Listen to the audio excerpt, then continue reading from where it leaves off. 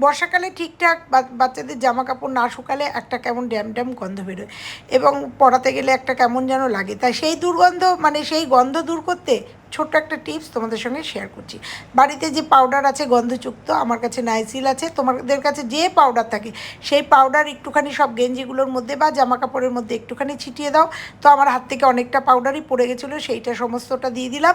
আর ভালো করে এইগুলোকে ভালো করে পাউডারগুলোকে মাখিয়ে নাও, মাখিয়ে সুন্দর করে ভাঁজ করে আলমারিতে তুলে রাখো। আলমারির আর সব জামা কাপড়ও গন্ধ হয়ে যাবে, আর এই জামা কাপড়ের থেকেও দুর্গন্ধ একদম চলে যাবে। ছোট্ট একটা টিপস, নিশ্চয়ই ভালো লাগবে। আর এইভাবে ছোট বাচ্চাদের জামা কাপড়গুলো এইভাবে সুন্দর করে পাউডার দিয়ে মাখিয়ে রাখো, সুন্দর গন্ধের সাথে খুব ভালোভাবে বাচ্চাগুলোকে পরানো যাবে। তো চলো, আজকে ছোট্ট একটা ছোট্ট একটা টিপস শেয়ার করলাম। ভালো লাগলে লাইক কমেন্ট শেয়ার করো, চ্যানেলে নতুন হলে চ্যানেলটা সাবস্ক্রাইব করে দিও। আবার ফিরবো অন্য কোনো ছোট্ট টিপসের ভিডিওতে। ততক্ষণের জন্য সবাই ভালো থেকো, সুস্থ থেকো। আর এই ভিডিওটা বড়তে দেওয়া আছে, পারলে সেগুলো দেখে নিও। টাটা।